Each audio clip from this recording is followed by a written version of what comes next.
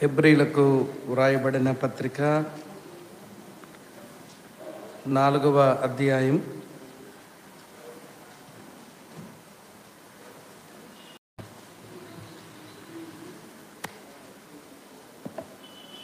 హెబ్రీలకు రాసిన పత్రిక 4వ అధ్యాయం 9వ వచనం ఇలా ఉంది.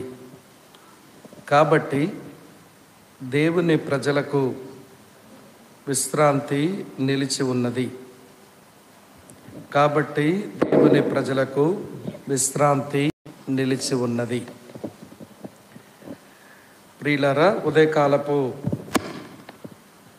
మన సమావేశంలో హెబ్రీలకు రాసిన పత్రికలో ఉన్న 13 శ్రేష్టమైన విషయాలు మనం చూడగలిగాం.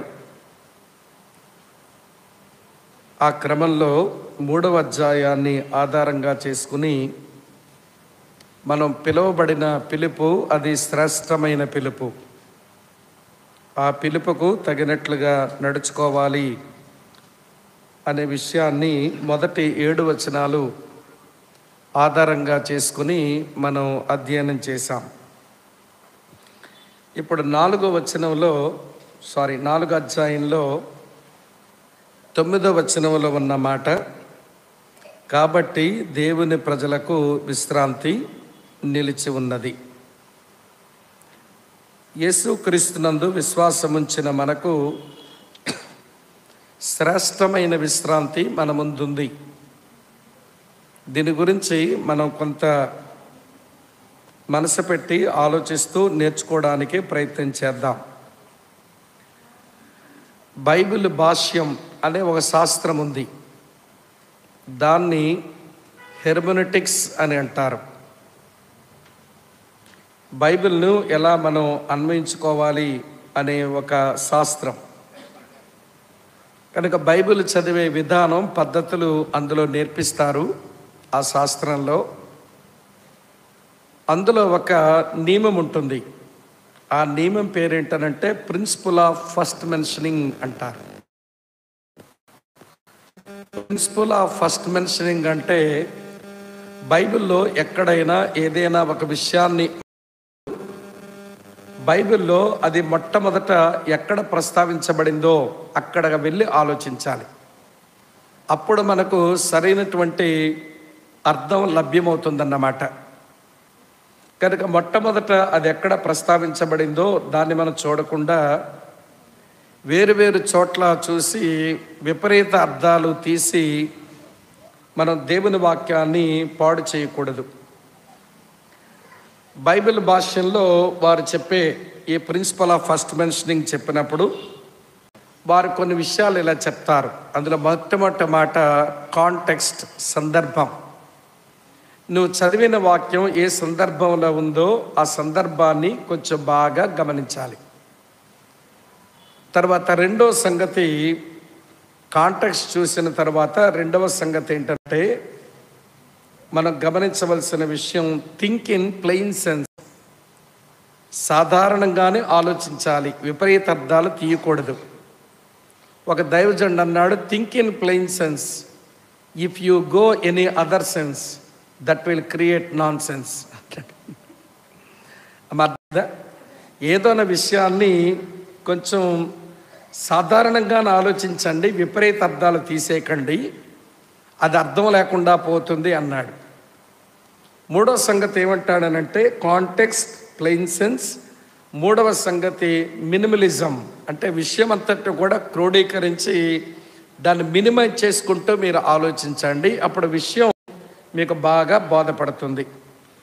ఈ విషయాలు మీకు ఎందుకు చెప్పాను అంటే విశ్రాంతి అనే మాట బైబిల్లో మొట్టమొదట ఎక్కడ ప్రస్తావించబడిందో అక్కడ నుంచి మనం ఆలోచించకపోతే విశ్రాంతి అనే దానికి మనం విపరీత అర్థాలు తీసే ప్రమాదం ఉంది. కనుక విశ్రాంతిని గురించి బైబిల్లో మొట్టమొదట ఎక్కడ ఉంటుంది అని అంటే ఆదికాండం 2వ అధ్యాయంలో ఉంటుంది. అక్కడికి రండి, విశ్రాంతి ఏంటో మనం చూద్దాం. ఆదికాండం 2వ అధ్యాయం 3వ వచనం. కాబట్టి దేవుడు ఆ 7వ దినమును ఆశీర్వదించి పరిశుద్ధపరచెను. ఏలయనగా దానిలో దేవుడు తాను చేసినట్టయు సృజించినట్టయు తన పని అంతటి నుండి విశ్రమించెను. ఈ వచనంలో మొట్టమొదటిసారి మనం విశ్రాంతి అనే ఆలోచన మనం చూస్తాం. దేవుడు 2వ వచనం కూడా చూడండి. దేవుడు తాను చేసిన తన పని 7వ దినములోగా సంపూర్తి చేసి తాను చేసిన తన పని అంతటి నుండి 7వ దినమున విశ్రమించెను అని మనం చదువుతాం. ఇది బైబిల్లో వ్రాయబడిన మొదటి విశ్రాంతి. సరే, దేవుడే విశ్రమించినాడు అని ఉంది కదా. దేవుడు విశ్రమించాడు అంటే అర్థం ఏంటి? కునికాడని అర్థమా, నిద్రపోయాడని అర్థమా? మళ్ళీ మనకే తెలుసు, బైబిల్లో ఒక వచనం, ఇశ్రాయేలీలను కాపాడువాడు చెప్పండి కునుకడు నిద్రపోడు అని 121వ కీర్తనలో మనం 3వ వచనంలో మనం చదువుతాం, 4వ వచనంలో కూడా చూస్తాం.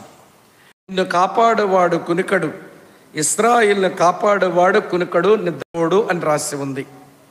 సరే, ఇప్పుడు విశ్రాంతి అంటే అర్థం కునకడమో కాదు, నిద్రపోవడమో కానప్పుడు మరి దేవుడు 7వ దినమున విశ్రమించెను అంటే అర్థం ఏంటి?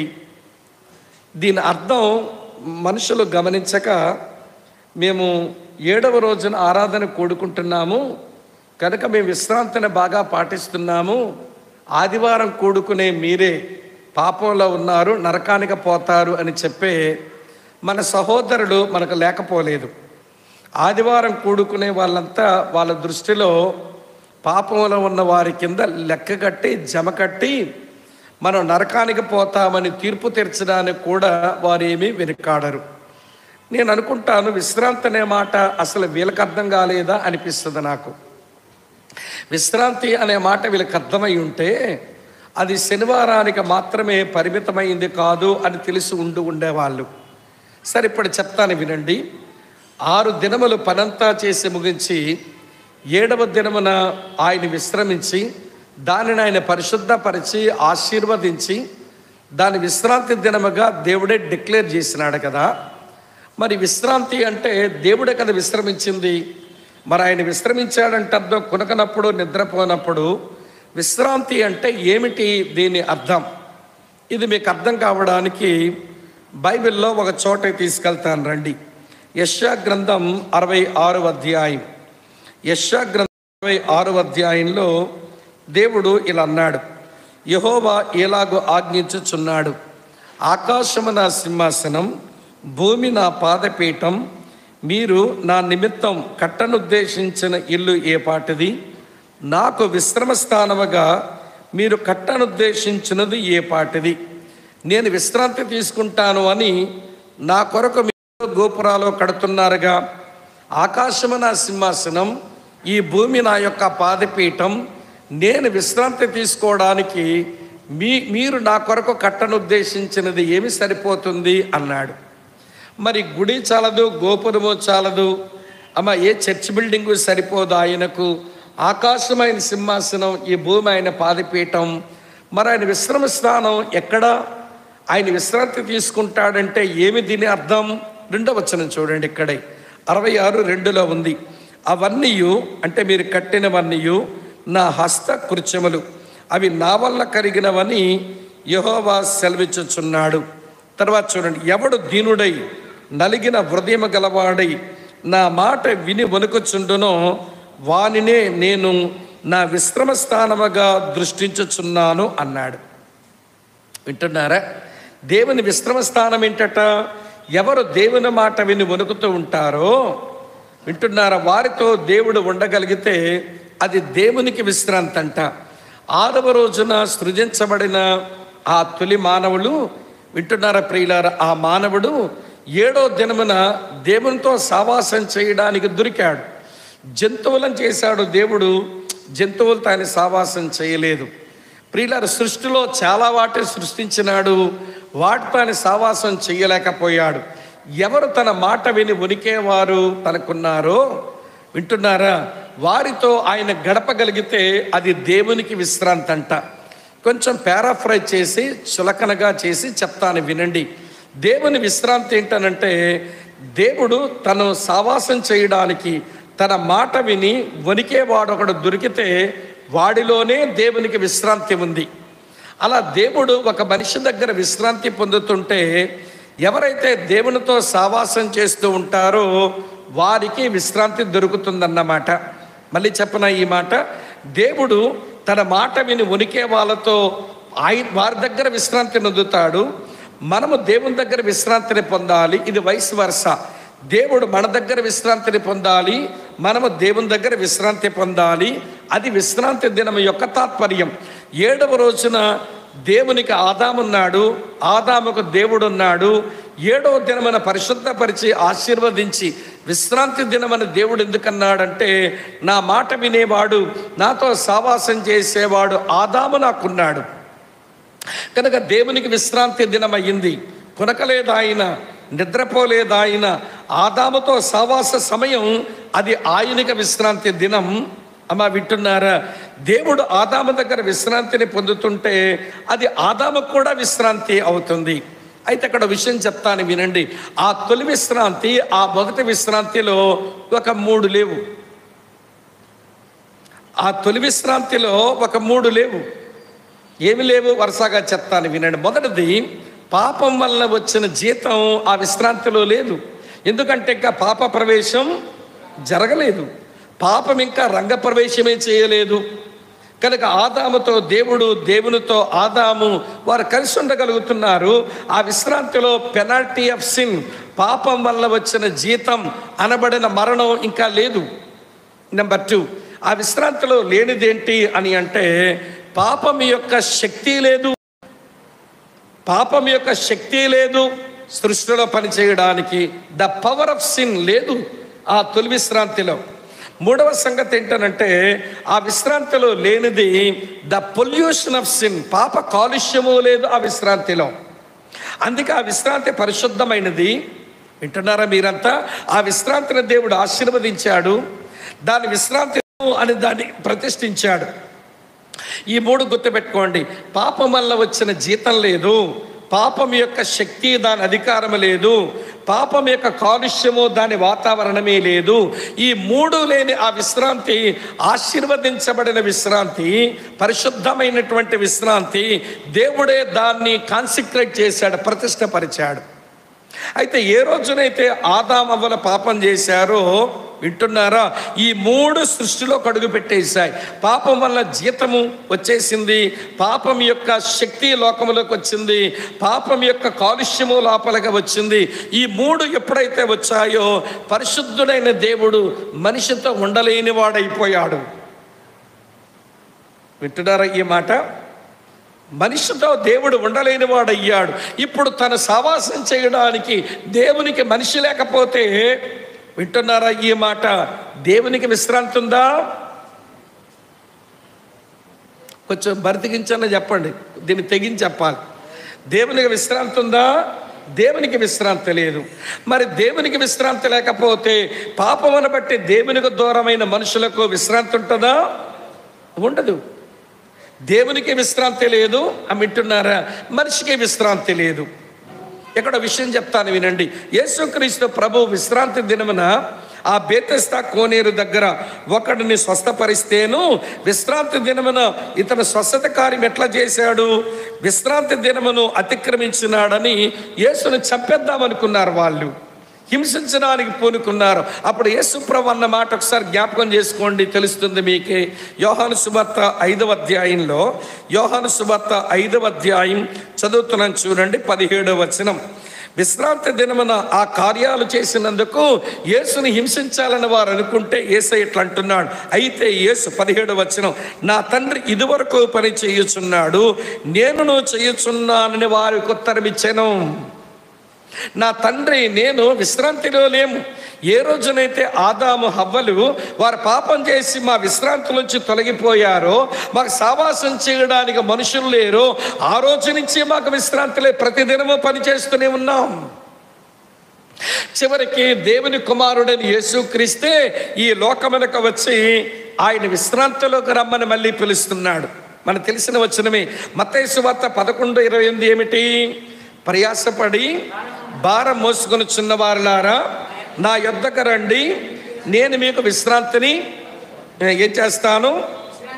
కలుగు చేస్తాను. ఇది కలుగు చేయబడి విశ్రాంతి ఉచితంగా పొందొచ్చు. దేంట్ నుంచి విశ్రాంతి? అమ్మా వింటున్నారా?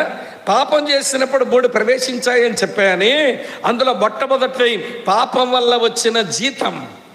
ఏ రోజునైతే సువార్త విని ఆ సువార్తలో యేసుక్రీస్తునందు విశ్వాసం ఉంచి ఆయన నామాన్ని మనం అంగీకరించి మన దేవుని బిడ్డలమయ్యామో, మన ప్రభు దగ్గరకు వచ్చి రక్షించబడ్డామో, ఆ రోజునే పాపం వలన వచ్చిన జీతం నుంచి మనకి విశ్రాంతి వచ్చింది. Rest from the penalty of sin అయిపోయింది. ఇక నరకం అనేది నీకు లేదు. పాపం వల్ల వచ్చిన జీతం అనబడిన మరణం అనేది నీకు లేదు. నువ్వు ఆల్రెడీ రెస్ట్లోనికి వచ్చావు. అలాగని తెల్లారిపోలేదు. వింటున్నారా? నీకు వచ్చిందే తొలి విశ్రాంతే, ఇంకా వచ్చింది చాలా ఉంది. అమ్మ వింటున్నారా? మళ్ళీ వెంటనే 11:29 వచనంలో ఏమన్నాడు? 11:29లో నేను సాత్వికుడను, దీన మనసు గలవాడను, మీ మీద నా కాడి ఎత్తుకొని నా యొద్ద నేర్చుకున్నది, అప్పుడు మీ ప్రాణములకు ఏంటట కలుగును. కాదు ఇక్కడ అన్న, ఏంటట? విశ్రాంతి దొరుకును. ఇది మీరు సంపాదించుకోవలసిన విశ్రాంతి. అనుదినము మీ సిలువను మీరు ఎత్తుకొని ప్రభువుని మీరు వెంబడిస్తూ ఉంటే, ఒకవైపు లోకం మీ మీద దాడి చేయగా, మరోవైపు సాతానుడు మీ మీద దాడి చేయగా, మరోవైపు మీ శరీరం మిమ్మల్ని పాపానికి లాగేస్తూ ఉండగా, మీరు నా యొద్ద నేర్చుకుంటూ సాత్వికులై దీన మనసు గలవారై మీ సిలువనెత్తుకొని నన్ను వెంబడిస్తూ ఉంటుండగా మీ ప్రాణములకు విశ్రాంతి దొరుకును. ఇదేం విశ్రాంతి అంటే పాపం యొక్క శక్తి నుంచి విశ్రాంతి. Rest from the power of sin. అది క్రైస్తవుడు ప్రతిరోజు విశ్రాంతిలోకి రావాలి. ఇక్కడ ఉన్నారా లేదా? ప్రభు దగ్గర రాగానే పాపం వల్ల వచ్చే జీతమని బట్టి మనకి విశ్రాంతి వచ్చింది. అనుదినము సరిగా ప్రభువుని వెంబడిస్తుంటే పాప శక్తి అధికారం నుంచి ప్రతిరోజు మనకి విశ్రాంతి దొరుకుతుంది. ఇది 2. 3వ విశ్రాంతి ఉంది. అదే హెబ్రీ గ్రంథకర్త మాట్లాడాడు. హెబ్రీ పత్రిక 4:9లో ఏం చదివాం మనం? వింటున్నారా మీరు? ఒక దినం పాటించడం కాదండి విశ్రాంతిని పాటించడం అంటే, శనివారం కూడుకోవడం కాదండి విశ్రాంతిని పాటించడం అంటే, దేవునితో నీతో దేవుడు ఉండగలిగితే నీ వల్ల దేవునికి విశ్రాంతి, దేవుని వల్ల నీకు విశ్రాంతి అనుభవించడమే విశ్రాంతి. 4:9 ఏం చదివాము? కాబట్టి దేవుని ప్రజలకు విశ్రాంతి ఏమై ఉందట? నిలిచి ఉంది. ఇది ఏమి విశ్రాంతి అనంటే పాప కాలుష్యము నుంచి మనం పొందే విశ్రాంతి. దీన్ని rest from the pollution of the sin అని అంటాం. ఆదికాండం 2:2-3 వచనాల్లో ఏ విశ్రాంతి అయితే అక్కడ చదివామో ఆ విశ్రాంతి తలుపులు దేవుడు మూసేయలేదు. మీరు పోవలసి వచ్చింది మీ పాపాన్ని బట్టి. మీరు పాపమని బట్టే విశ్రాంతిలోంచి మీరు తొలగిపోవలసి వచ్చింది. ఆ విశ్రాంతి తలుపులు నేను మూసేలా ప్రవక్తలు పంపించా, సేవకులు పంపించా, న్యాయాధిపతులను ఇచ్చా, రాజులను ఇచ్చా, చివరికి నా కుమారుడిని ఇచ్చా. నా కుమారుడి ద్వారా మళ్ళీ విశ్రాంతిగా మిమ్మల్ని పిలుస్తున్నాను. నా కుమారుని సువార్త విని పాపం వల్ల వచ్చిన జీతం నుంచి విశ్రాంతిని పొంది, నా కుమారుడైన యేసుతో పాటు మీరు సిలువనెత్తుకున్న ప్రతి దినము ఆయన వెంబడిస్తే పాపం యొక్క శక్తి నుంచి విశ్రాంతి ప్రతిరోజు పొందండి. మీ కొరకు పాపం యొక్క కాలుష్యము నుంచి విశ్రాంతి ఒకటి ఉంది. ఆదాము అవ్వలు ఆ మొదటి 7వ రోజున నాతో వారితో నేను ఏ విశ్రాంతిని అనుభవించామో ఆ విశ్రాంతి మీ కొరకు నిలిచి ఉంది. క్రైస్తవుడు అంటే మళ్ళీ ఇలా చెప్పనా? క్రైస్తవుడు అనగా విశ్రాంతిని పొంది విశ్రాంతి పొందుతూ ఒక విశ్రాంతికి వెళ్తున్నాడు. ఈరోజు కొంతమంది యేసు ప్రభు ఉన్నామే తెల్లారిపోయింది అనుకుంటున్నారు. అప్పుడే ఇందాక చెప్పానుగా, ఇక్కడ పుట్టుకుని చచ్చిపోతాం, అక్కడ చట్టుకుని తేలిపోతాం అనుకుంటున్నారు. ప్రభువుని వెంబడించేది, పరిశుద్ధ జీవితం జీవించేది, దేవుని మహింపరిచేది, దేవుని కొరకు సాక్ష్యం ఇచ్చేది, దేవుని సువార్త ప్రకటించేది, దేవుని సారూప్యంలోకి వచ్చేది, ఇవన్నీ వదిలేస్తున్నారు. మేము నమ్మాము వెళ్ళిపోతామంతే. కుదరదు. పాపం వల్ల వచ్చిన జీతం నుంచి విశ్రాంతిని పొందిన నీవు పాపం యొక్క శక్తి అధికారం నుంచి ప్రతిరోజు విశ్రాంతిని పొందుతూ పాప కాలుష్యము లేని ఆ విశ్రాంతిలోకి వెళ్ళడానికి మనం ప్రయాణం చేయాలి. ఓ యోధా క్రైస్తవులారా, మోషే కానివ్వండి, మోషే తర్వాత వచ్చిన యెహోషువ కానివ్వండి, తర్వాత దావీదు కూడా అన్నాడు ఇంకా మన విశ్రాంతిలోకి రాలేదు అని. మోషే వల్ల వచ్చిన కనాను అది టెంపరల్ రెస్ట్. కనాను సంపూర్ణమైన విశ్రాంతి కాదు. కనాన్లోనికి వచ్చారు. ఇలా చెప్తాను వినండి, శత్రువులు ఉన్నారా లేదా? కనాన్లో ఉన్నారు. కనానీయులు ఉన్నారు, హిత్తీయులు ఉన్నారు, హివ్వీయులు ఉన్నారు, గెర్గేసీయులు ఉన్నారు, పెరిజీయులు ఉన్నారు, ఉన్నారు, యెబూసీయులు ఉన్నారు. 7 రకాల జనాంగాలు శత్రువులు మీకున్నారా కనానులో?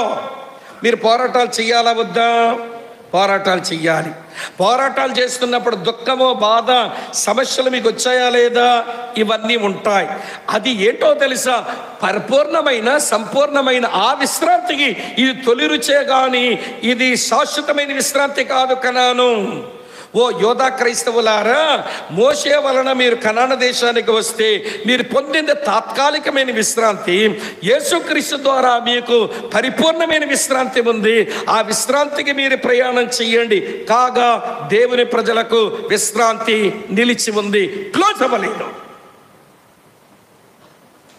ఆదామవ్వల విశ్రాంతిలోంచి తొలగిపోతే నేను విశ్రాంతి యొక్క తలుపులు నేను క్లోజ్ చేయలా, అది అలాగే ఉంచా. నా కుమారుని చివరికి పంపించుకున్న శిలువ మీద ఒక దిక్కుమాలిన ఒక దిగంబర ఎవరి చేతకాని చావుకు నా కుమారుని అప్పగించా. ఆయన సువార్త విని రండి, విశ్రాంతిలోనికి రండి. పాపం వల్ల వచ్చి జీతం నుంచి విశ్రాంతి పొందండి. అనుదినము పాపం వల్ల పాపం యొక్క అధికారం నుంచి విడుదల పొందండి, విశ్రాంతి పొందండి. చివరికి మీ కొరకు నేను పాప కాలుష్యము లేని విశ్రాంతి నిలిచి ఉంచాను, అందులోకి రండి అని పిలుస్తున్నాడు. అర్థమైందో వ్యర్థమైందో? అమ్మా బోధపడిందా అండి? చాలా సంతోషం. కనుక మనం ఎవరము అంటే విశ్రాంతిని పొంది విశ్రాంతిని పొందుతూ విశ్రాంతికి వెళుతున్నాము. అమ్మా అర్థమవుతుంది? విశ్రాంతిని పొంది విశ్రాంతిని పొందుతూ విశ్రాంతిలోకి వెళుతున్నాము. పౌలు భాషలో చెప్పాలంటే రక్షింపబడి రక్షించబడుతూ రక్షణకు వెళ్తున్నాము. పేతురు భాషలో చెప్పాలంటే విమోచింపబడి విమోచించబడుతూ ఒక విమోచనకు వెళ్తున్నాము. ఎక్కడ కాంట్రడిక్షన్స్ లేవు, ఎక్కడ విభేదాలు లేవు ఆలోచనల్లో. అక్క చెల్లి తమ్ముడన్న వినండి, విశ్రాంతిని పొంది విశ్రాంతిని పొందుతూ ఒక విశ్రాంతిగా ప్రయాణం చేస్తున్నాము.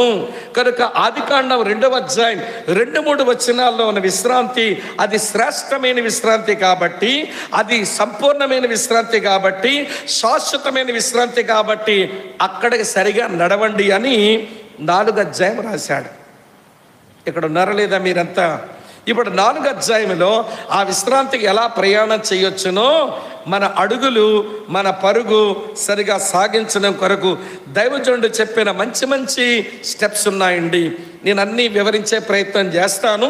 నేను సమయంలోనే ముగించాలి గనక ఎక్స్ప్లెనేషన్ కొంచెమన్నా తగ్గించి విషయాలైతే మొత్తం చెప్తాను, వినండి. మొదటి మాట, ఆ విశ్రాంతికి ప్రయాణం చేయడానికి మొదటి అడుగు ఏంటట?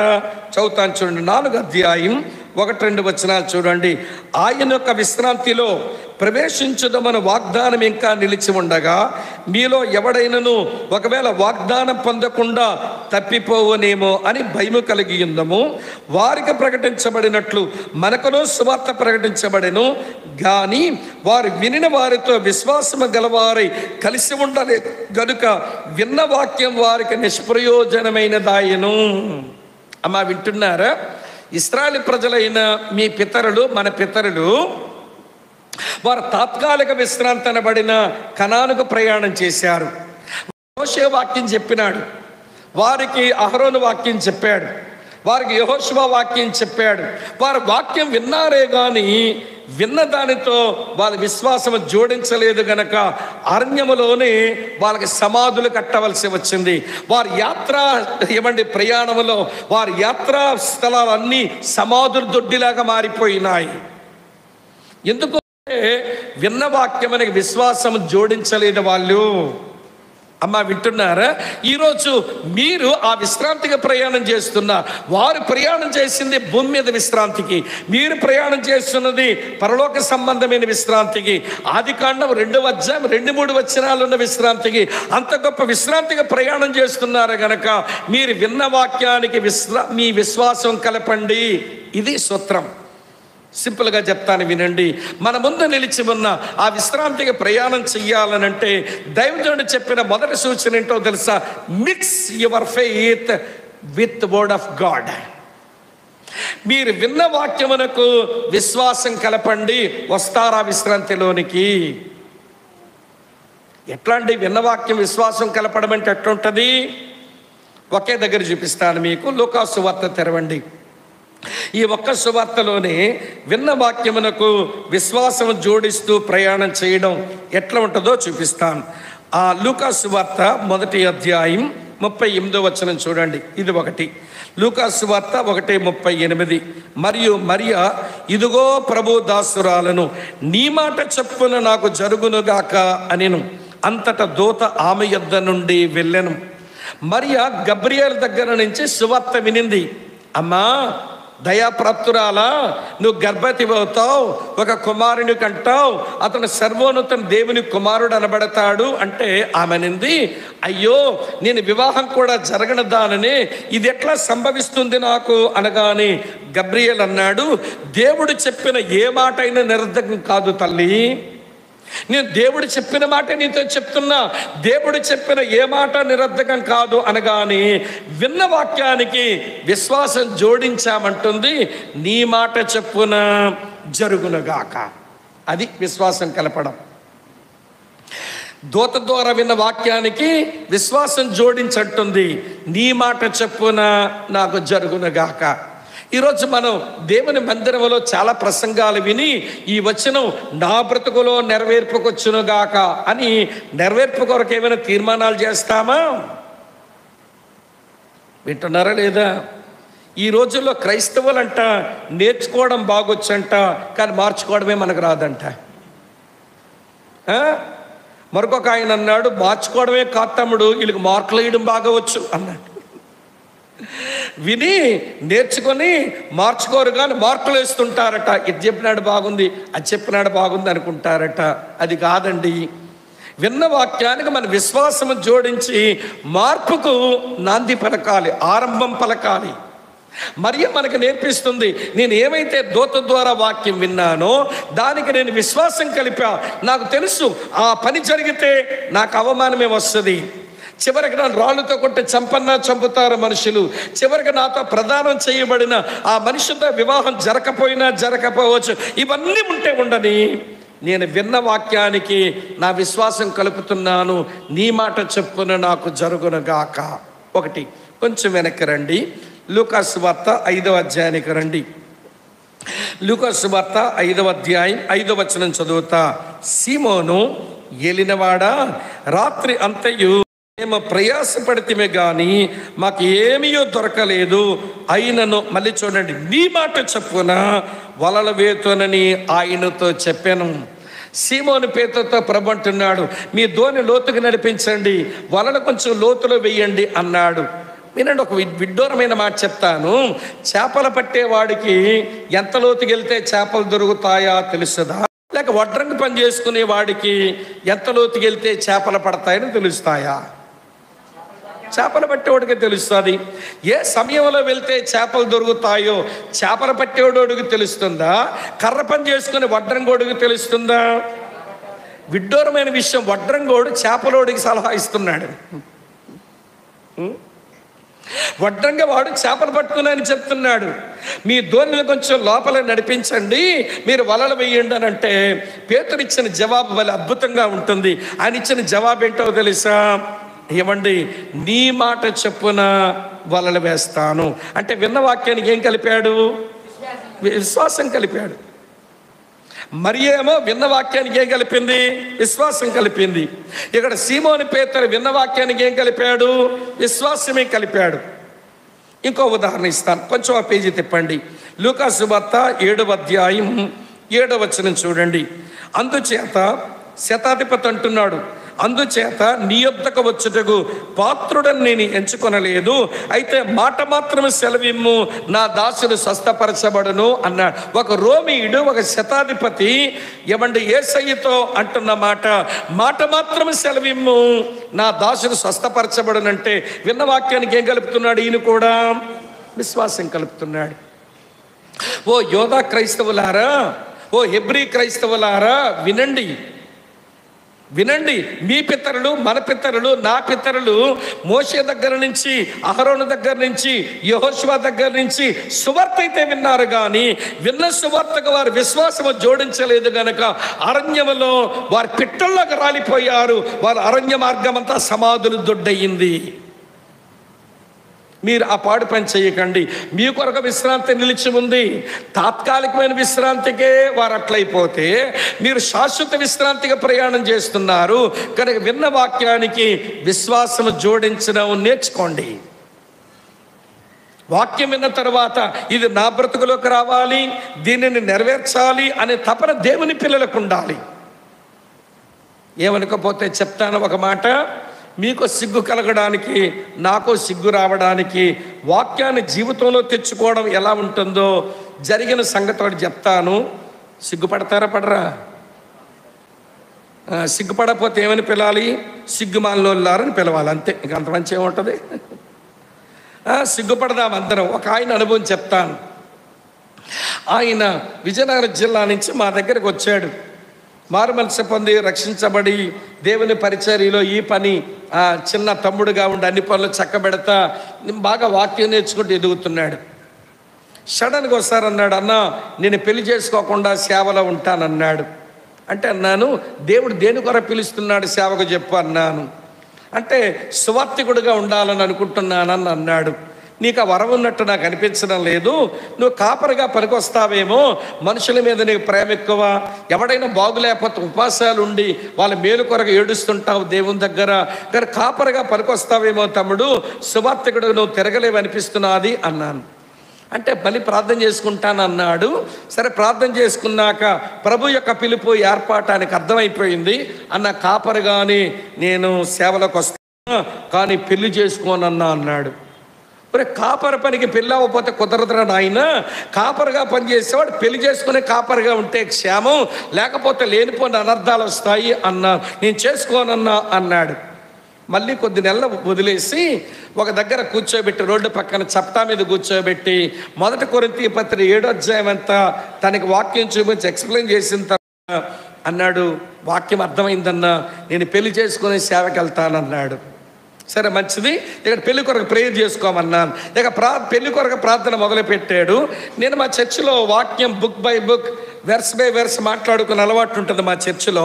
రూతు గ్రంథం దగ్గరికి వచ్చాం. ఆ క్రమంలో రూతు గ్రంథం మాట్లాడుతున్నాను, మన చర్చిలో అందరూ యోసేపులేనా, ఏం బోయిజులు పుట్టడం లేదేంటి అన్నా. ఫ్లోలో అట్లా అన్నానండి. అదేదో పనిగట్టుదని చెప్పాలని చెప్పలా, నేను చెబుతూ ఉంటే ఆ తలంపు వచ్చింది చెప్పాను.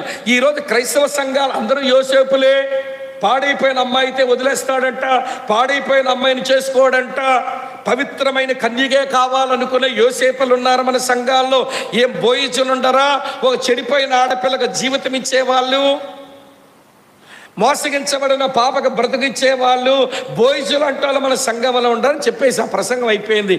ఇంట్లోకి వచ్చా, భోజనం చేస్తుంటే వచ్చన్నాడు, అన్నా ప్రభు నాతో మాట్లాడుతున్నాడు, నేను బోయిజన్ అవుతానన్నాడు. ఒరే నా కొంప కొల్చేలాగా ఉన్నావురా నాయన నువ్వు. వాళ్ళ ఇంట్లో ఎవరు నమ్మలే, ఇడు ఒక్కడే నమ్మాడు. ఇప్పుడేమో చెడిపోయిన పిల్లని పెళ్ళాడతానంటే ఇంట్లో అమ్మ నన్ను ఊరుకుంటారమ్మా? మళ్ళీ నా పేకేది ఊరి పెట్టినట్టున్నావురా తమ్ముడు, అది అవుతుందంటే నేను నమ్మండి అన్న, 3 నెలల టైం ఇవ్వండి, నీలోగా మీ పని ఏంటంటే చెడిపోయిన పిల్లని ఎత్తుక్కోండి. నేను ఇంటికి వెళ్ళి అమ్మ నన్ను ఒప్పించుకుంటానని మా ఇంట్లోంచి వెళ్ళిపోయిన తర్వాత వింటున్నారా లేదా, 3 నెలలు కూడా అవ్వలేదు, 2 నెలలు దాటి ఉంటుందేమో, వాళ్ళ నాన్నగారు ఫోన్ చేశారు, బాబు మా అబ్బాయి మీకేదో చెప్పొచ్చాడంట కదా అన్నాడు. అవును అంకుల్ చెప్పొచ్చాడు. దేవుని వాక్యం నెరవేర్చడం కంటే గొప్పదేముంటుంది బాబు, మాకు యేసు ప్రభు ఏంటో ఆ బైబిల్ ఏంటో తెలియదు, కానీ వాడు మాత్రం వాక్యం నెరవేరుస్తాను అని అన్నాడు. ఒక జీవితంలో చెడిపోయిన పిల్లను చేసుకుంటానని అన్నాడంట కదా. కాబట్టి దొరికిందా పిల్ల అంటే అన్నాను, మా దగ్గర ఒక అమ్మాయి దొరికింది అంకులు, వస్తారంటే వస్తానని వచ్చాడండి. అబ్బాయిని బంధువులు తీసుకుని వచ్చాడు. ఒక అమ్మాయిని చూపించాం. ఆ పిల్ల చదువుకున్న పాప కాదు, మరి పెద్ద అందమైన పాప కాదు, అంటే రంగు లేదంతే. ఏమండి కొంచెం మోసగించబడింది. సరే మొత్తానికి అమ్మాయిని చూపించిన తర్వాత మాకేం అభ్యంతరం లేదండి, మా అబ్బాయి చేసుకుంటాడు అన్నాడండి ముసలాయన. హైందవుడు చేసుకుంటాడన్నాడు. నేను అన్నాను, సార్ అయ్యా మీరేమనుకోకండి, ఈ పిల్ల మోసగించబడి ఒక బిడ్డను కనవలసి వచ్చింది, ఆ బిడ్డ ఉంది, మరి ఏం చేద్దామన్నా నేను. ఆయన అంటాడండి హైందవుడు, అదేం మాట అండి స్వామి గారు, తల్లి బిడ్డను వేరు చేయటం పాపం కాదు. సరే ఎట్లనో పుట్టిందిలేండి, మా కోడలి పిల్లకే పుట్టింది కదా, మేము మా ఇంటి పేరు ఇస్తాం, ముందు ఈ పిల్ల మా మనవరాలు అనుకుంటా, మా ఇంటి పేరు ఇవ్వండి, ఆ పిల్లను ఉండనివ్వండి, పెళ్లి చేయండి అన్నాడు. ఇప్పుడు పెళ్ళి దగ్గర 18 సంవత్సరాలు అయ్యిందండి. నేను ఎవరెవరో పెళ్లి సమస్యలు వింటుంటాను కానీ వాళ్ళిద్దరు సంసార విషయంలో వాళ్ళకి సమస్య వచ్చిందని నేను వినలా. సేవకురాలు అయిపోయింది, ఎవరైనా అనారోగ్యం ఉంటే హాస్పిటల్కి తీసుకెళ్ళి చూపిస్తుంది, కొంచెం బైబిల్ చదువుకోగలుగుతుంది, భర్తకు చాలా సహకారం అయిపోయింది. ఈ అబ్బాయి కూడా అమ్మాయి తల ఇంటి వాళ్లకు కొడుకులాగా వాళ్ళకి సహాయం చేస్తున్నాడు. ఇవన్నీ చూసినప్పుడు అనిపించింది, ఏమంటే ఈ రోజుకి వాడికి ఆ ఫ్యామిలీ మీద విపరీతమైన గౌరవం ఉంటుంది. నా కారణం ఏంటో తెలుసా, వాక్యం నెరవేర్చడానికి ఇష్టపడిన వాళ్ళు, విని వదిలేసిన టైపు కాదు. ఎంతవరకు విన్నాడండి అంటే, అవమానం వచ్చే పని, మనుషులు చేదరించుకునే పని, కించపరిచే పని. కానీ జీవితంలో జీవితం పోగొట్టుకున్న పిల్లక బతుకునివ్వాలనుకున్నాడు. వాడి సాక్ష్యం ఎక్కడో చెప్పాను. కుర్రోడు వచ్చాడు, అన్నా దేవుడు నాతో మాట్లాడుతున్నాడు, ఓ చెడిపోయిన ఆడపిల్లని చూడండి పెళ్లి చేసుకుంటానన్నాడు. మరొకటికి అలాగే పెళ్లి చేశాం. ఆ సాక్ష్యం విన్నాడు ఒక ఆయన, బెహ్రెయిన్లో ఉంటాడు, మెడికల్ డిపార్ట్మెంట్లో పనిచేస్తాడు బెహ్రెయిన్ దేశంలో. అన్న నేను కూడా జీవితంలో మోసగించబడిన నష్టపోయిన ఒక పిల్లని పెళ్లి చేసుకుంటాను, ఒక ఆడపిల్లని చూడండి అన్నాడు. వాక్యాలు నెరవేర్చే వాళ్ళు ఇచ్చే సాక్ష్యాలు మరికొంతమందికి వాక్యం నెరవేర్చడానికి ప్రేరణలు అవుతాయి. మన సంవత్సరాల తరబడిగా కొందరం బొమ్మల్లా కూర్చొని వాక్యం వినడమే వస్తుంది కానీ అది జీవితంలో ప్రాక్టీస్ చేయకపోతే ఎవరికి మన మాదిరి అండి? వాక్యం వింటున్నావా, సరే, దానికి విశ్వాసం జోడిస్తున్నావా అన్నదే ప్రశ్న. కొంచెం ఎక్స్ప్లెనేషన్ పెంచుతాను అనుకోకండి. మరియా, పేతురు, శతాధిపతి, అవునా? ఈ ముగ్గురే కదా నేను ఇప్పుడు చూపించిన ఉదాహరణలు. మరియా విన్న వాక్యానికి విశ్వాసమని కలిపి ఆమె పొందినటువంటి దీవెన ఏంటో తెలుసా? ఆత్మ సంబంధమైన దీవెన, లోకమునకు రక్షకుడిని అందించింది. అది స్పిరిచువల్ బెనవలెన్స్, అది ఆత్మ సంబంధమైన మేలు. అమ్మ వింటున్నారా మీరంతా? ఇప్పుడు పేతురు ప్రభు చెప్పిన మాట విని చేపలు పట్టుకున్నాడు. విస్తారమైన చేపలు పడ్డాయి. ఇదేంటో తెలుసా ప్రియులారా? ఇది మెటీరియల్ బెనవలెన్స్, ఇది భౌతికమైనటువంటి దీవెనలు. శతాధిపతి ప్రభు చెప్పిన మాట విని తన దాసును స్వస్థతలోకి తీసుకుని రాగలిగాడు. అతను పొందిన మేలేంటో తెలుసా? శారీరక మేలు, స్వస్థత. ఇది ఫిజికల్ బెనవలెన్స్. ఇప్పుడు చెప్తాను వినండి. ఆత్మ సంబంధమైన, భౌతికమైన, శారీరకమైన దీవెనలు, మేలులు దేవుని పిల్లల పొందాలంటే ప్రిన్సిపల్ ఏంట్రా బాబా అంటే విన్న వాక్యానికి విశ్వాసం కలిపంతే. ఇది చేత కావడం లేదు కానీ కొన్ని వంకర మాటల పలికే వాళ్ళు ఉంటారు. మా దగ్గరకే రండి స్వస్థతలు కలుగుతాయి, మా దగ్గరకే రండి సంపదలు కలుగుతాయి, మా దగ్గరకే రండి ఆధ్యాత్మికంగా మీరు బలిసిపోతారని వంకర మాటలు చెప్పే వాళ్ళు ఉంటారు. ఇలాంటి మాటలు విని చాలామంది క్రైస్తవులు స్థానిక సంఘాన్ని, స్థానిక సంఘముల పరిచయను వదిలిపెట్టుకుని వాళ్ళ దగ్గర పోతుంటారు. ఇలా చెప్పుకునేటువంటి వంకర మాటలు పలికే బోధకులు ఈ 2 తెలుగు రాష్ట్రాల్లో పుట్టగొడుగుల్లాగా వెలిసిపోతున్నారు. రేపావాప నరసరావుపేట కూడా వస్తారు. మా దగ్గరకే రండి స్వస్థతలు, మా దగ్గరకే రండి సంపదలు, మా దగ్గరకే రండి మీరు మేలు పొందిపోతారు అని వంకర మాటల పలికి స్థానిక సంఘంలో మనుషుల్ని వాళ్ళ దగ్గరకు లాగేసుకొని మీ పట్టెలోనిది వాళ్ళ పెట్టెల్లో పోయించుకొని ఆ పెట్టెలోని తీసి పట్టెల్లో పోసుకుంటారు. ఇదేమి దరిద్రమో గాని, ఒరే ఎంతమందిని పోగేసి వచ్చామంటున్నారు, అక్కడ శిష్యత్వం ఏమొస్తుంది, ప్రభుని వెంబడించడం నేర్చుకుంటాను, పెద్దల పరిచర్య నాకేం దొరుకుద్ది, నేను నా యొక్క ఆధ్యాత్మిక జీవితాన్ని సాకారులు సావాసులు ఎవరు, ఆ మందలోకి వెళ్ళడం ఎందుకని మీరు అనుకోరు. ఆ వంకర మాటలు పలికినోడు అలాగే పలుకుతాడు. మీరంతా జొమ్మ గొర్రెలా పోతుంటారు. జొమ్మ గొర్రెలు అంటే జబ్బు పట్టిన గొర్రెలని మళ్ళీ ఏదో అనుకునేరు. వంకర మాటలు పలికే వాళ్ళు వస్తారు. మా మా మందిరమే పరలోక గవిని అంటాడు ఒకడు వచ్చి. టెంపుల్ కడతారుగా అక్కడక్కడ, మనిషి ఎక్కడ ఉండడు, ఉండి టెంపుల్ కడతాడు. ఇక్కడ ఆ టెంపుల్ దగ్గరికి పోతుంటారు ఈ మనుషులు. ఆ సేవకుడు నీతో సహవాసం కలిగి, నువ్వు తప్పు చేస్తే హెచ్చరించి, నువ్వు బలహీనంగా ఉంటే బలపరిచి, నువ్వు కృంగిపోతుంటే లేవనెత్తి, లేకపోతే నువ్వు అధైర్యంగా ఉంటే ధైర్యపరిచి, ఆ సేవకుడు ఆ సంఘంలో ఉన్న పెద్దలు నీ చేరువుకు వచ్చి ఏమైనా పరిచయం అందిస్తారంటే అందించరు. ఎందుకమ్మ అక్కడ పోతున్నావంటే పరలోకం ఉందండి అందుకు ఆవిడ. పరలోకం లాగుందా? దేని బట్టమ్మా పరలోకం అనిపించిందంటే ఎంతమంది జనమోనన్నా అంది. జనం ఎక్కువ ఉన్నది పరలోకం కాదమ్మా, అది నరకం అయ్యి ఉంటుందిలే. జనం ఎక్కువ ఉన్నది పరలోకం కాదు, నరకం. ఏమండి యేసు ప్రభువారు ఏమన్నా తెలుసా, ఇరుకు మార్గం గుండా వచ్చేవాళ్ళు చెప్పరే కొందరే, విశాల మార్గం గుండా వెళ్ళేవారు అనేకులు. క్రిస్టియానిటీ ఎప్పుడు మెజారిటీ అవ్వదండి, మీకు తెలుసో తెలియదో. క్రిస్టియానిటీ ఎప్పుడు మైనారిటీయే. యేసు ప్రభువారు అందుకే పెద్ద గుంప భయపడొద్దే అనలేదు, చెప్పండి తర్వాత చిన్న మంద భయపడొద్దు అన్నాడు. ఈరోజు ఒక చిన్న మందలో ఉండి అక్కడ సేవకుల పరిచర్య పొంది, ఏమండి సరైన సరిహద్దురాలు పెట్టుకొని విశ్వాసములో పరిశుద్ధతలో ఎదగవలసిన ఈనాటి క్రైస్తవులకు ఈ వంకర మాటలు చెప్పే బోధకులు సరిహద్దురాలు తీసేస్తారు, వేరొక మందలను ఆక్రమిస్తారు, ఈ మందను మేము మేపుతామంటారు. అలాంటి వాళ్ళకి బుద్ధి చెప్పడం మనకు రాలా. వాళ్ళు గోపురాలు కడుతుంటే, టెంపుల్ కడుతుంటే పొలోమని పోతున్నారు అక్కడికి. అందుకే వాళ్ళు ఏమన్నాను, ఒళ్ళు మండుద్ది మీకు, జొమ్మ గొర్రెలు అన్నాను. బైబిల్ చదవరా? సంఘం అంటే ఏంటో తెలియదా? అక్కడ పరిచర్య ఏంటో గ్రహించరా? ఎక్కడ ఎదుగుతామో తెలుసుకోరా? ఊరికే పిలిస్తే పోవడం ఏంటి? విన్న వాక్యాన్ని విశ్వాసం కలుపు, నీ స్వస్థత అవసరమైతే. విన్న వాక్యాన్ని విశ్వాసం కలుపు, నీకు సంపద అవసరమైతే. విన్న వాక్యాన్ని విశ్వాసం కలుపు, నువ్వు ఆధ్యాత్మ జీవించబడాలంటే. అంతేగాని ఎవరో మధ్యలో మా దగ్గరికి వచ్చేయండి అని పిలిస్తే పోతున్నారేంటండి క్రైస్తవులు? అర్థం కావడం లేదు. ఇక్కడ ఉన్నారా లేదా? చస్తామన్నట్టు చూడకండి అమ్మ తల్లి. అర్థమవుతుంది ఆ విషయం.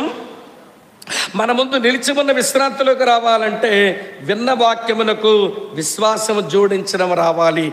Mix your faith with word of God, అంతే. ఇది మొదటి ప్రిన్సిపల్. రెండో ప్రిన్సిపల్ ఆశీర్వాదం దీవెనల గురించి కూడా చెప్పేశాను కనుక ఇంకెక్కువ వివరణ ఇవ్వలేను. రెండో సంగతి చూడండి, 4వ అధ్యాయం ఇలా రాసి ఉంది చూడండి, 11వ వచనం. హెబ్రీ పత్రిక 4:11 చూడండి. కాబట్టి అవిధేయత వలన వారు పడిపోయినట్లు, అమ్మ బాగా వినండి, కాబట్టి అవిధేయత వల్ల వారు పడిపోయినట్లుగా మనలో ఎవడనూ పడిపోకుండా ఆ విశ్రాంతిలో ప్రవేశించుటకు జాగ్రత్త పడదుము అన్నాడు.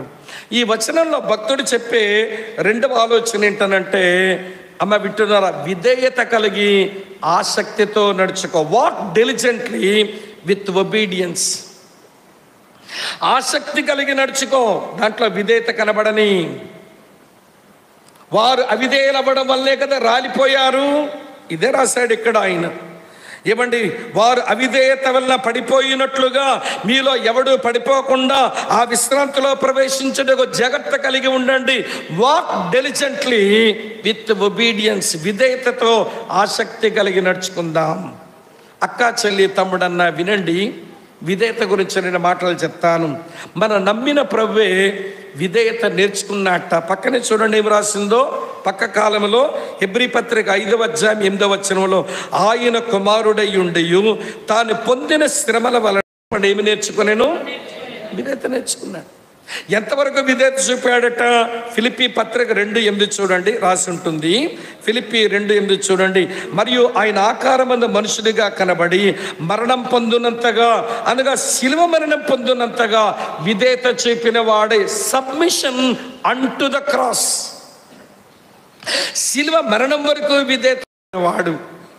మీరు ఏమనుకోకపోతే చెప్తాను, ఈనాటి క్రైస్తవ్యానికి ఆరాధించడం వచ్చు, అర్పణలు ఇవ్వడం వచ్చు. క్రిస్టియన్ ట్రెండ్స్లో ఈ ట్రెండ్ని ఏమంటారంటే, ఈ రోజుల్లో ఉన్న క్రిస్టియన్ ట్రెండ్ ఏంటనంటే, వింటున్నారా, సెలబ్రిటీ ఆఫ్ వర్షిప్ ట్రెండ్ అంటారు. మిషన్ ట్రెండ్ పోయింది, ఎవాంజలిజం ట్రెండ్ పోయింది, చర్చ్ ప్లాంటింగ్ ట్రెండ్ పోయింది. మంచి మంచి ట్రెండ్లన్నీ ఎగరగొట్టేసుకున్నాం మనం. ఇప్పుడు ఏ ట్రెండ్లో బతుకుతున్నామంటే, సెలబ్రిటీస్ ఆఫ్ వర్షిప్, ఆరాధన సంబరాల యుగం అంట. అందుకే ఏ పాట తయారైనా ఆరాధన మీద ఉంటుంది. ఎక్కడ మీటింగ్ పెట్టినా వాక్యం చెప్పే ముందు అందరూ లేచి నిలబడండి అంటే పోలోమని నిలబడతారు. ఆరాధిద్దామంటారు, ఏదో పాట పాడతారు. ఆరాధనే ఆరాధనే అని ఆరాధిస్తుంటారు. ఏమనుకోకపోతే మాట చెప్పనా, నేతి బీరకాయలు నెయ్యి లేనట్టు ఈ క్రైస్తవుల ఆరాధనే లేదు అన్నాను అనుకోకండి. ఏమంటే ఆరాధించినప్పుడు పాట పాడుతుంటారు. మా వైపు, మీ వైపు సంగతి నాకు తెలియదు. ఆరాధన ఆరాధన యేసు నీకే ఆరాధన అంట. అసలు ఆరాధన పదమే ఆరాధన. ఆరాధన పదం వాడేస్తే ఆరాధించినట్టేనా? మా చుచ్చుచ్చారు కుక్క పిల్లకండి, నోటితో చెప్పండి. ఆరాధన అనే పదం ఆరాధన కాదు.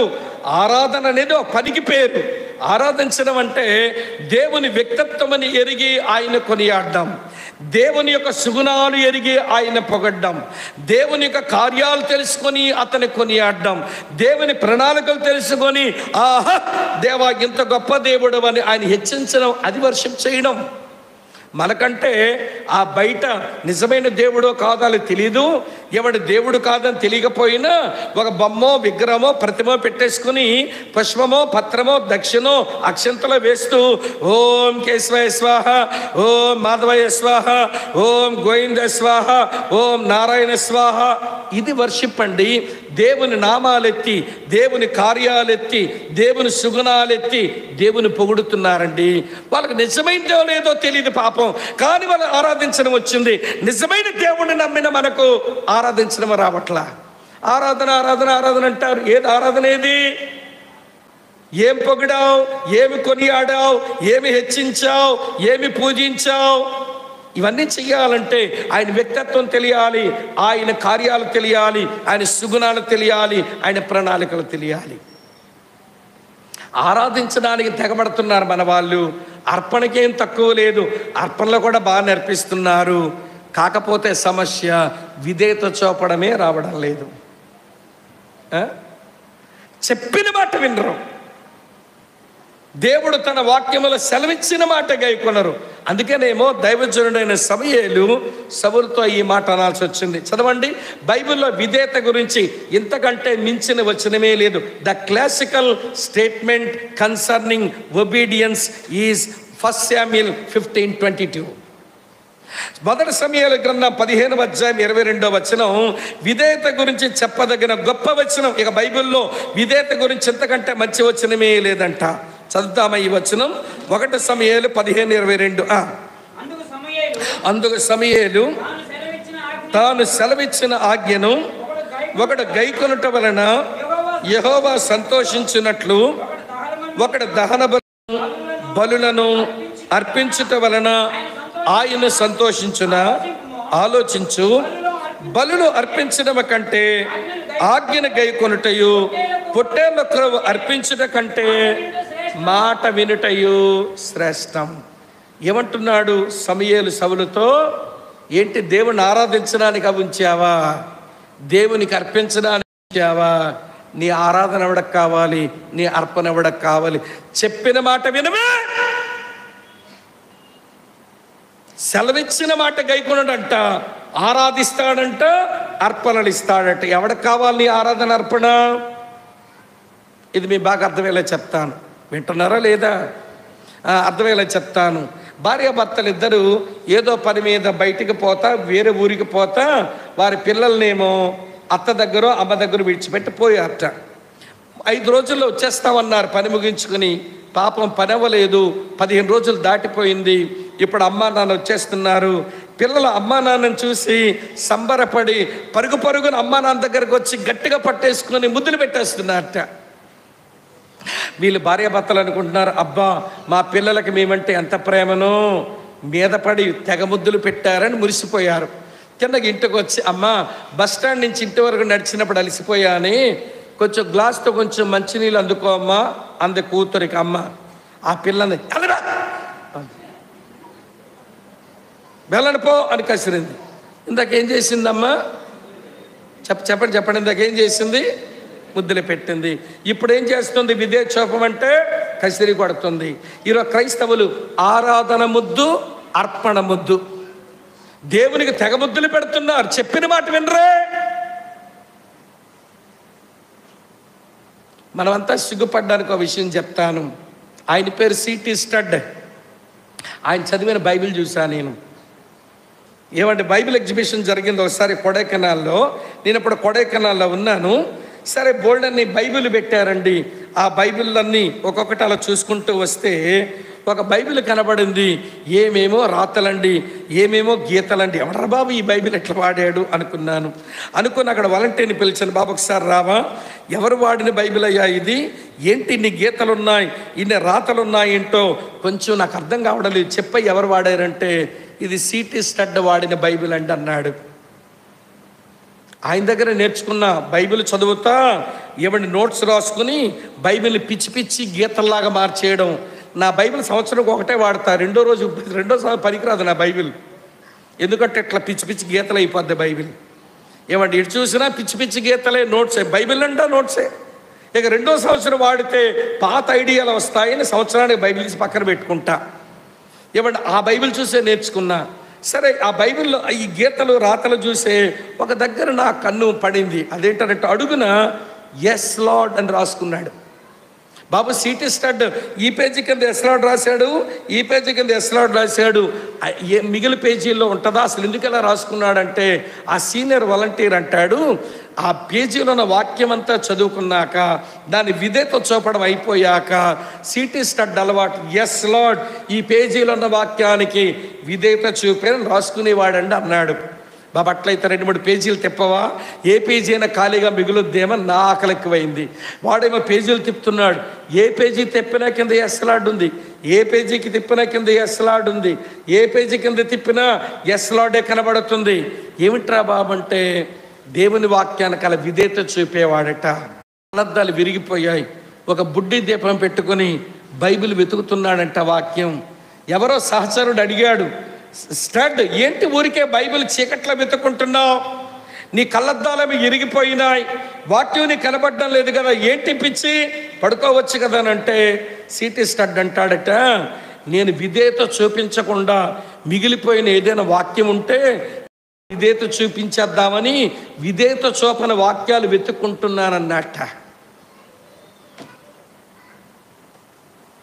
నేను విధేయత చూపించకుండా మిగిలిపోయిన వచనం ఏదైనా ఉంటే ఈ రాత్రైనా విధేయత చూపిద్దామని వెతుక్కుంటున్నా. అన్నదమ్ములారా, అక్క చెల్లులారా వినండి. ఏంటి నీ విధేయత? ఎవరు అక్క పాడిందో ఆ పాట, అది ఇప్పుడు ఎవరు పాటలేదులండి. విధేయతకే అర్థము చెప్పిన వినయ మనసు కూడా, విధేయులుగా ఉండుటకు మాదిరి చూపిన ఓ మనుష్య కుమారుడా, అవిధేయత తొలగించమయ్యా, విధేయత నేర్పించమయ్యా. జబ్బు వస్తే స్వస్థపరచమని అడుగుతావు, అప్పులు వస్తే డబ్బులు ఇవ్వమని ప్రార్థన చేస్తావు, కష్టాలు వస్తే కష్టాలు తీర్చమని అడుగుతున్నాం. కానీ ఇక్కడ కూర్చున్న వల్ల ఎంతమంది మీ విధేయత నేర్పించు ప్రభు అని అడుగుతున్నాను చెప్పండి. నీ ముందు విశ్రాంతి నిలిచి ఉంది, ఆ విశ్రాంతికి నువ్వు ప్రయాణం చెయ్యాలనంటే ఏమంటే విధేయతతో ఆసక్తితో నడుచుకో, విశ్రాంతిలోకి చేరుకుంటావు. ఇప్పుడు చెప్పండి, ఏంటి మన విధేయత జీవితం? ఆరాధించే ముద్దు పెడతావా? ఆరాధన ముద్దు. అర్పణలు అర్పించి అర్పణ ముద్దు పెడతావా? ఈ రెండింటికంటే నా మాట వినడమే నాకు ఇష్టమైన పని అన్నాడు ప్రభు. ఈ రాత్రి ఆ గొప్ప విశ్రాంతిగా ప్రయాణం చేస్తున్న మనం విధేయతతో ఆసక్తిగా నడుచుకుంటున్నామో లేదో ఎవరి సంగతి వాళ్ళే చూసుకోవాలి. ఇంకెక్కువ చెప్పలేను, 2 అయిపోయిన 3 చెప్తాను రండి. 13వ వచనం హెబ్రీలకు రాసుకోండి, దాని మీద బ్రేకప్ చేసుకోండి. మంచి సందేశాల దేవుడు మీతో మాట్లాడతాడు.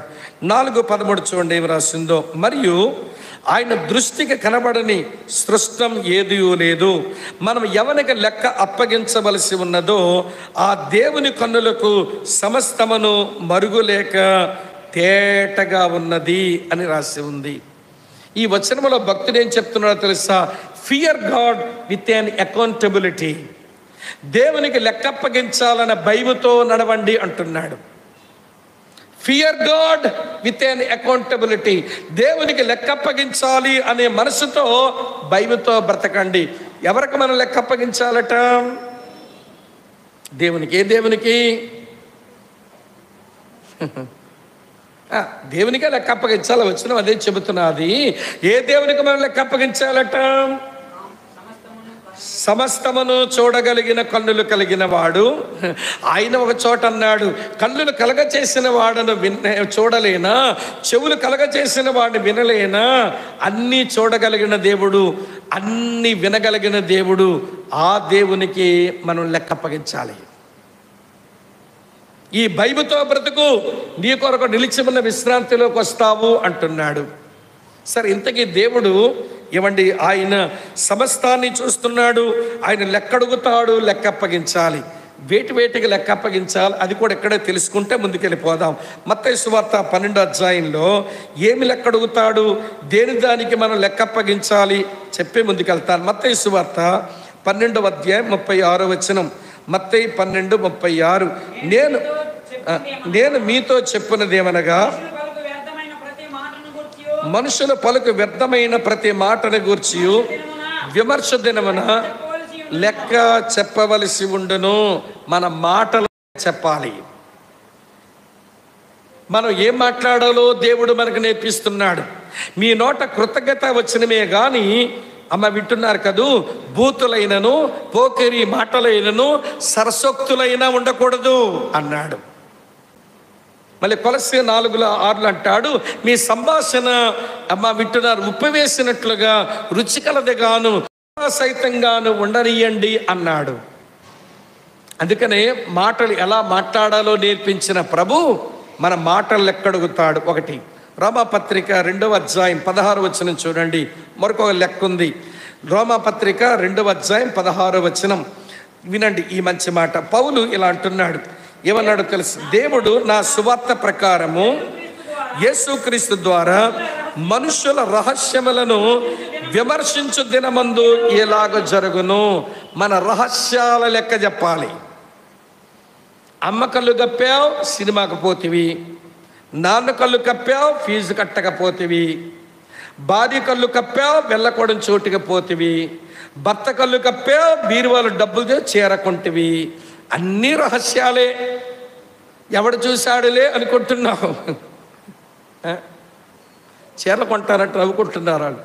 ఇలాంటి దొంగ ముఖాలు అక్కలు ఉంటారు. భర్త తెలియకుండా ఏమైనా డబ్బులు ఇచ్చి బీరువాల పెట్టమన్నాడుగా, బీరువాల పెట్టింది అక్క. బీరువా తాళాలు ఎవరి దగ్గర ఉంటాయమ్మా?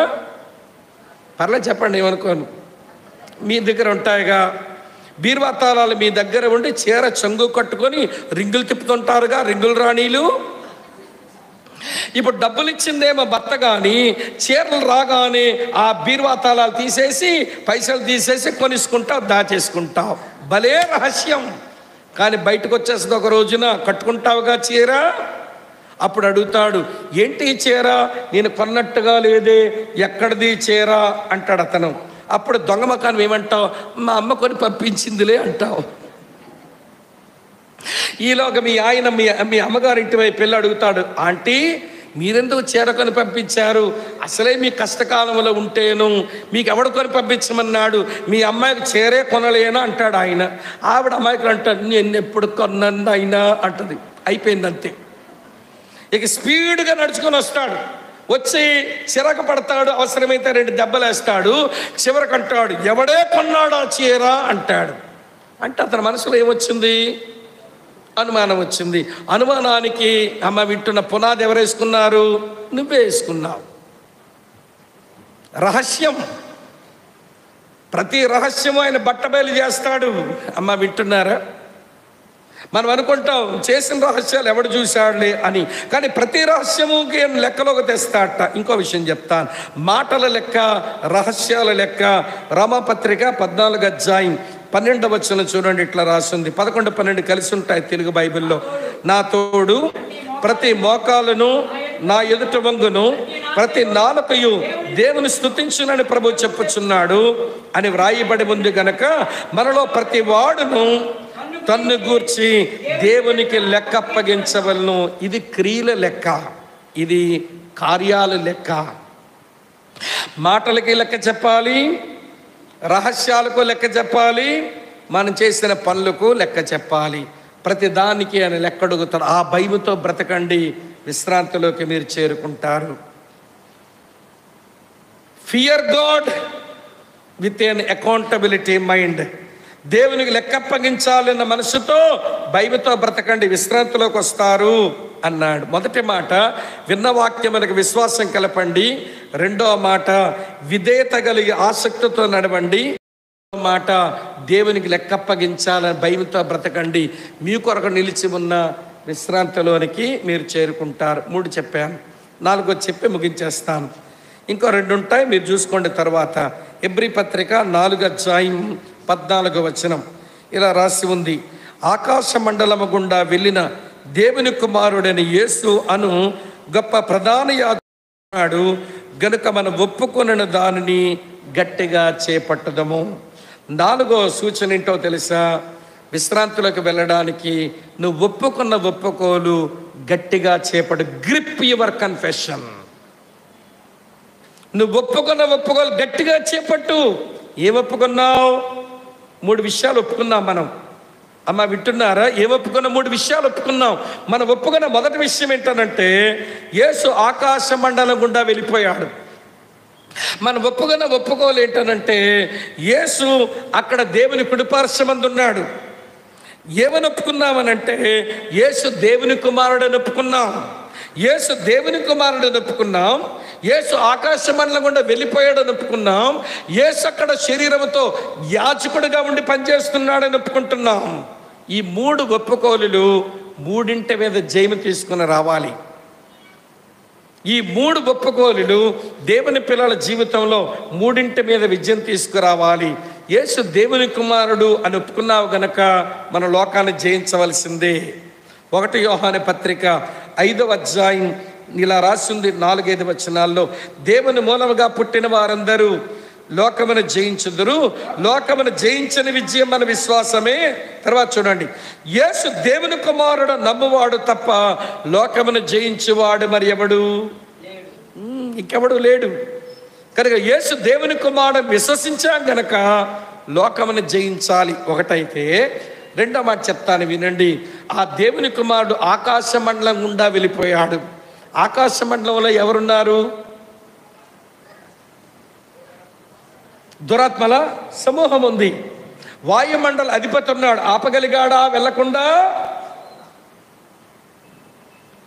దేవుని కుమారుడని యేసు పునరుత్థానుడైన తర్వాత ఆయన పరలోకాన్ని ఆరోహణమై వెళ్తుంటే వాయుమండల అధిపతి, దురాత్మల సమూహం అలానే ఉన్నాయి ఆకాశ మండలంలో.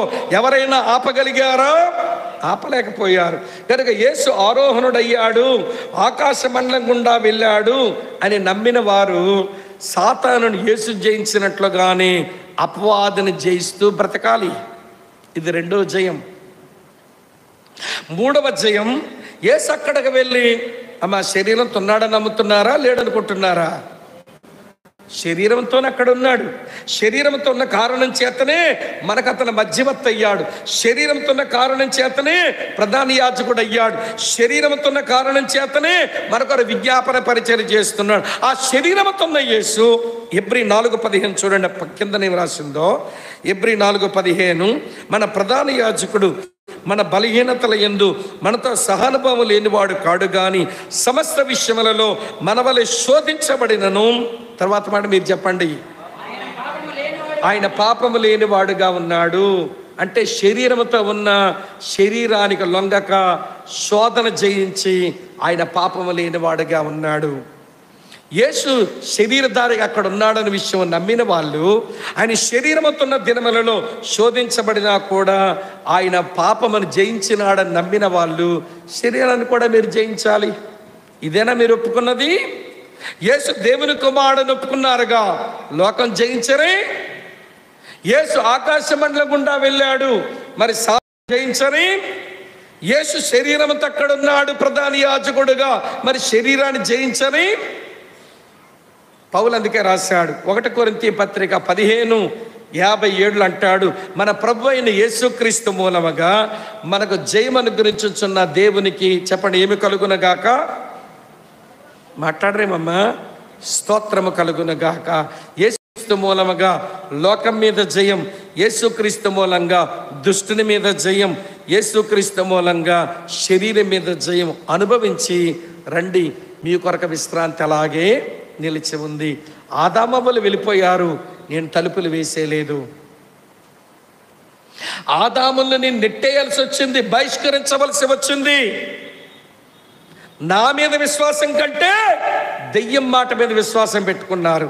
మీరు నిశ్చయంగా చస్తారన్నాను, వాడు చావడే చావరన్నాడు. నా మీద విశ్వాసం కంటే వాడి మీద విశ్వాసం పెట్టుకొని నా మాటకు అవిధేయత చూపించి వారు ఆజ్ఞను అతిక్రమించిన వారై వారు ఫలము తిని వారు చెట్ల మాటను దాక్కుని నాతో సావాసం చేయలేక ఏదేని నుంచి వారు బహిష్కరించబడ్డారు.